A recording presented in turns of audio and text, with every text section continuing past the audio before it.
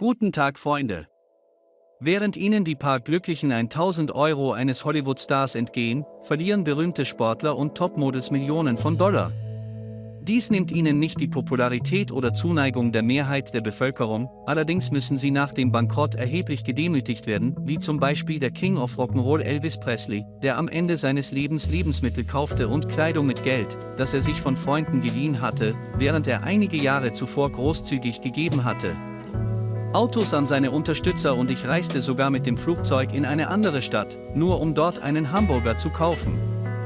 Wir haben ein paar andere Stars ausgewählt, deren Bankrott für einen gewaltigen Knall sorgte. Al Pacino, ein von Al Pacinos erfolgreichsten Filmrollen, war der Gangster Michael Corleone in der Pate-Filmtrilogie.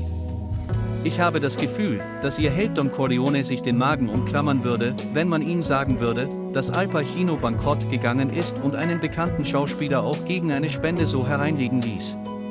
Er verwickelte seinen Geschäftsführer Kenneth Starr in ein Schneeballsystem und brannte kolossal nieder, als er praktisch alle seine Ersparnisse in Millionenhöhe verlor. Darüber hinaus schuldete er dem Staat fast 200.000 US-Dollar. Aufgrund der Nichtzahlung von Steuern und darüber hinaus blies der Star Al Pacino und seinen anderen Kunden, wie Sylvester Stallone oder Uma Thurman, insgesamt 30 Millionen US-Dollar zur Aufrechterhaltung seines derzeitigen Lebensstandards auf. Al Pacino war dazu gezwungen, erscheinen in Werbespots und mehrere Filme von schlechter Qualität machen. Unterstützt wurde der Hollywood-Veteran übrigens maßgeblich von seiner jungen Geliebten Lucida Sola und Al Pacino. Er schätzte ihr Engagement und ihre Unterstützung in schwierigen Zeiten großzügig. Er fragte sie, ihn zu heiraten. Al Pacino kann heute kaum noch als Abkürzung für Chauvins bezeichnet werden. Er hat rund 165 Millionen Dollar auf seinem Konto. Im Jahr 2020 erreichte Johnny Depp das Alter von 57 Jahren, bis dahin ging er durch Feuer und Wasser, er musste den Versuchungen und Fallstricken des Ruhms widerstehen. Der Schauspieler verdiente 20 Millionen Dollar für jede Folge von Fluch der Karibik. Allerdings ist er arm wie Captain Jack Sparrow, dessen Charakter der im Film dargestellte Schauspieler, der Besitzer der Burgen, der Weinkeller und der Karibikinsel bereits verstand, wer der Schuldige ist. Natürlich sind sie die Manager seit Januar 2017.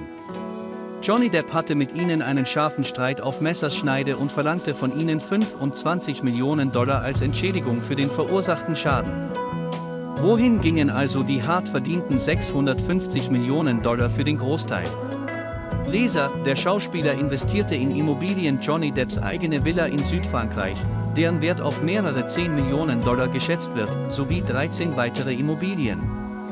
Insgesamt investierte der Schauspieler rund 75 Millionen Dollar in Immobilien. Die Kosten für den Betrieb und die Instandhaltung der Immobilien beliefen sich auf Hunderte von 1000 US-Dollar pro Monat. Seit 2004 ist Johnny Depp Besitzer einer Insel im Wert von 5 Millionen Dollar. Der Schauspieler kaufte die Yacht für 18 Millionen Dollar.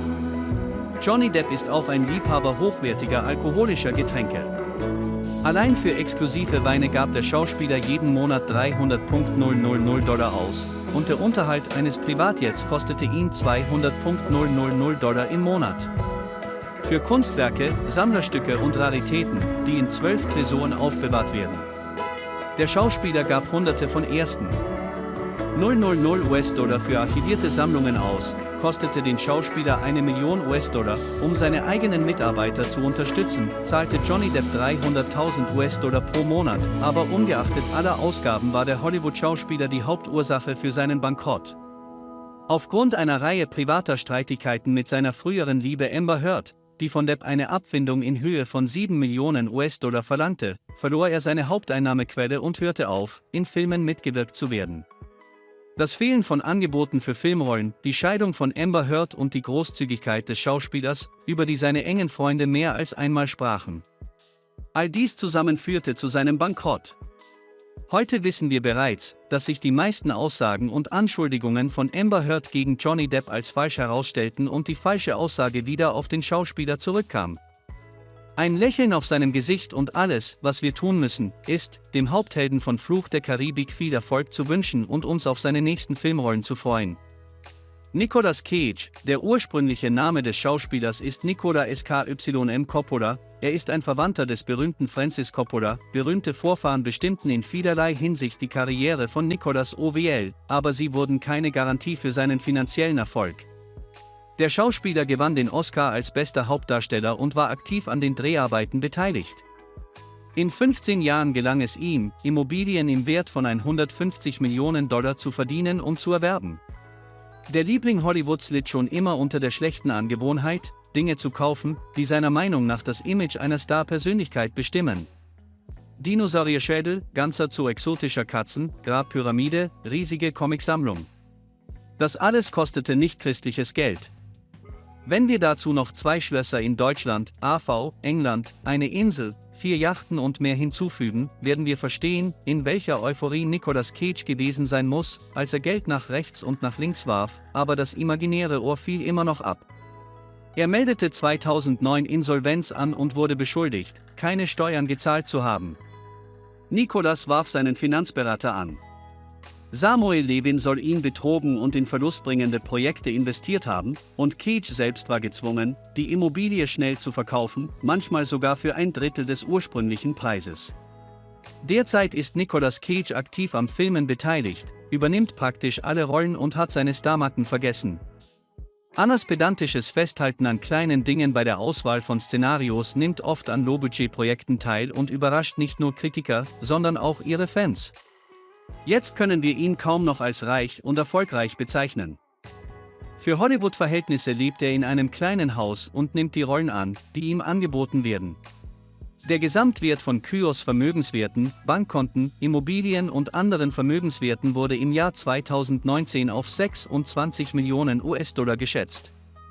Toni Braxton, eine Sängerin mit einer sehr starken und einfach bezaubernden Stimme, Sie erinnern sich sicherlich an ihren Hit und brechen mir das Herz. Sie hat mehrmals den Grammy Music Award gewonnen, aber sie habe nicht zum ersten Mal gelernt, mit ihren persönlichen Finanzen umzugehen, erklärte sie Konkurs im Jahr 1998. Sie musste nicht nur ihr gesamtes Eigentum versteigern, sondern gewann auch prestigeträchtige Auszeichnungen. Auf diese Weise gelang es den Brexit-Befürwortern, ihre Schulden gegenüber ihren Gläubigern zu begleichen. Übrigens, mit der 19199 der Sänger. Dank ihrer Teilnahme am Disney-Musical Die Schöne und das Biest, das am Broadway aufgeführt wurde, verdiente sie erneut viel Geld, doch bereits 2010 stand die Sängerin erneut vor der Insolvenz. Ihre Schulden beliefen sich auf 50 Millionen Dollar und ihr Vermögen wurde damals auf nur 10 Millionen Dollar geschätzt. Ein halbes Jahr nach Bekanntgabe ihrer zweiten Insolvenz kaufte die Sängerin eine Luxusvilla in der Nachbarschaft von Kim Kardashian und Justin Bieber. Gleichzeitig arbeitete sie intensiv an neuen Alben und startete ihre Reality-Show. Braxton mit Familienwerten gelang es ihr im Zeitraum Mai 2020, ihre Gläubiger zu begleichen, und ihr Nettovermögen betrug 11 Millionen Dollar. Mike Tyson, der Name dieses umstrittenen, aber talentierten Boxers, Schauspielers und Sängers, erscheint regelmäßig in der Presse, obwohl er sich schon vor vielen Jahren aus dem Spitzensport verabschiedet hat, stellte Mike Tyson in den Jahren im Profiring mehrere Weltrekorde auf und gewann unzählige Zweikämpfe, die ihm mehr als 400 Millionen US-Dollar einbrachten. Iron Mike hatte alles, was er sich vorstellen konnte, er galt als der Reichste. Der Sportler der Welt warf großzügig Geld in alle Richtungen und dachte überhaupt nicht an die Zukunft in seinem Leben. Alles lief wie Butter, bis finanzielle Probleme und Skandale auf den Kopf des berühmten Boxers fielen. Der eiserne Mike zitterte, als würde er danach zittern. Nach einem schweren Knockout musste er sich sowieso von den Tigers verabschieden, da von seinem restlichen Vermögen, von den 400 Millionen Dollar, die er im Profiring verdiente, nur noch Kleingeld übrig blieb. Und während der 5 Jahre im Gefängnis musste der Iron Mike genug Zeit zum Nachdenken, am Ende hörte alles auf und er blieb nicht in Not.